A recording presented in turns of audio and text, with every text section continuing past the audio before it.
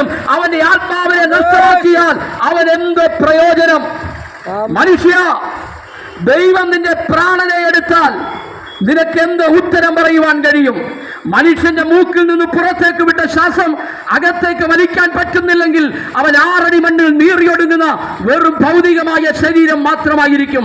അതുകൊണ്ട് മനുഷ്യന് ഒന്നും അഹങ്കരിക്കുവാൻ വഴിയില്ല. നീ എന്തെല്ലാം ഇവിടെ കെട്ടിപ്പൊക്കിയാലും എന്തെല്ലാം നേടിയാലും ഈ ഉലകം വിട്ട് നീ കടന്നു പോകുമ്പോൾ ഒന്നും കൊണ്ടുപോകുന്നില്ല എന്നുള്ളൊരു തിരിച്ചറിവ് നിനക്കുണ്ടായിരിക്കണം. അതുകൊണ്ട് ഞങ്ങൾ വിളിച്ചു പറയട്ടെ, മരണത്തിനപ്പുറത്ത് ഒരു മരണാനന്തര ജീവിതമുണ്ടെന്നുള്ള ഉറപ്പ് പ്രഖ്യാപിക്കപ്പെടുന്നത് വിശുദ്ധ ബൈബിളിലൂടെയാണ്. എന്താ കാരണം? ഉലകമഹാന്മാരുടെ കല്ലറകൾ അടഞ്ഞു കിടക്കുമ്പോൾ കല്ലറകളെ ഭേദിച്ചുകൊണ്ട് മരണമേ നിന്റെ ജയമെവിടെ, പാതാളമേ നിന്റെ വിഷമുള്ളവരെ എന്ന് ചോദിച്ച് മരണത്തെ വെല്ലുവിളിച്ച് 3-ാം ദിവസം റോമൻ ഇമ്പീരിയൽ കല്ലറകളെ ഭേദിച്ചുകൊണ്ട് ഉയർത്തെഴുന്നേറ്റ യേശുക്രിസ്തു ഇന്നും ജീവിക്കുന്നെന്നുള്ള ഏക തെളിവാണ് മരണത്തിനപ്പുറത്തൊരു മരണാനന്തര ജീവിതം എന്ന് പറയുന്നത്.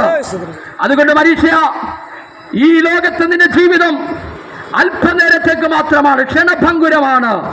എന്നാൽ ജീവിക്കുന്ന കാലം നീ ക്രിസ്തുവിനായി ജീവിച്ചാൽ ദൈവത്തിന്റെ വചനം ഇങ്ങനെ വിളിച്ചു പറയുന്നു, കർത്താവ് തൻ ഗംഭീരനാദത്തോടും പ്രധാന ദൂതന്റെ ശബ്ദത്തോടും ദൈവത്തിന്റെ കാഹളത്തോടും കൂടെ മധ്യാകാശത്തിൽ തന്നെ സഭയെ ചേർക്കുവാൻ വരുമ്പോൾ ക്രിസ്തുവിൽ മരിച്ചവർ മുമ്പേ ഉയർത്തെഴുന്നേൽക്കുകയും ജീവനോടെ ശേഷിക്കുന്നവർ അവനെ എതിരേൽപ്പാൻ മേഘങ്ങളിൽ എടുക്കപ്പെടുകയും ചെയ്യും.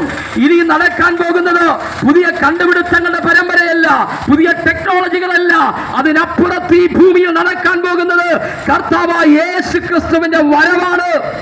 പ്രിയമുള്ളവരെ, ഒരുപക്ഷെ നിങ്ങൾ ചോദിക്കും, എത്രയോ വർഷങ്ങളായി ഉദ്ദേശി, എത്രയോ കാലങ്ങളായി നിങ്ങളിങ്ങനെ വിളിച്ചു പറയുന്നു, ഇതുവരെയും കർത്താവ് വന്നില്ലേ? വിശുദ്ധ തിരുവെഴുത്ത് ഇങ്ങനെ പറയുന്നു, ഒരു വ്യക്തിയെങ്കിൽ കൂടെ യേശുവിനെ അറിയുവാൻ ഇടയായാൽ, യേശുവിനായി ജീവിതമർപ്പിക്കാൻ ഇടയായി തീർന്നാൽ അതും ഒരു അനുഗ്രഹമായി തീരുമെന്ന കാരണത്താൽ വീണ്ടും കർത്താവ് തന്റെ വരവ് താമസിക്കുന്നതേ ഉള്ളൂ. അതുകൊണ്ട് ഞങ്ങളെ കേൾക്കുന്നവരെ, ഈ ലോകത്ത് ഇനി സംഭവിക്കാൻ പോകുന്നത് ഒരു 3-ാം ലോകമായ യുദ്ധമല്ല, അതിനേക്കാൾ അപ്പുറത്ത് സംഭവിക്കാൻ പോകുന്ന അതിപ്രധാനമായ കാര്യമെന്ന് പറയുന്നത് പ്രാണപ്രിയനായ യേശുവിന്റെ വാനവേഗത്തിലെ വരവാണെന്നുള്ള കാര്യം നാം തിരിച്ചറിയുക. പ്രിയമുള്ളവരെ, ഒരുപക്ഷെ നിങ്ങൾ വിചാരിക്കും വേറെ പണിയൊന്നുമില്ലാഞ്ഞിട്ട് ചില ആളുകൾ ഈ കവലയിൽ വന്നിങ്ങനെ പ്രസംഗിക്കുകയാണെന്നല്ല. മാനവകുലത്തിന്റെ പാപപരിഹാരത്തിന് വേണ്ടി പാപമില്ലാത്തവനായ യേശു ഈ ഭൂമിയിൽ കടന്നു വന്ന് തന്റെ അവസാനത്തുള്ളി രക്തം വരെയും 33 തിരുവയസ്സിൽ തന്റെ യൗവന പ്രായത്തിൽ മനുഷ്യവർഗത്തിന് വേണ്ടി കൊടുത്തത് സ്നേഹിത നിന്റെ വീണ്ടെടുപ്പിന്റെ വിലയാണ്, നിന്റെ പാപപരിഹാരത്തിന് വേണ്ടിയാണ്, അന്ധകാരത്തിൽ നിന്ന് നിന്റെ അത്ഭുത പ്രകാശത്തിലേക്ക് കൊണ്ടുവരാൻ വേണ്ടിയാണെന്നുള്ള ഒരു സത്യാവസ്ഥ ഇന്ന് പകൽക്കാലം ഞങ്ങൾ വിളിച്ചു പറയട്ടെ. അതുകൊണ്ട് യേശുവിനെ നിന്റെ ഹൃദയത്തിനകത്ത് രക്ഷകനും കർത്താവുമായി സ്വീകരിക്കുക. നിന്റെ ജീവിതത്തിൽ നിനക്ക് സമാധാനം പ്രാപിക്കുവാനിടയായും. ഒരുപക്ഷെ മറ്റുള്ളവർ കാണുമ്പോൾ ചിരിക്കുന്നുണ്ട്, സംസാരിക്കും.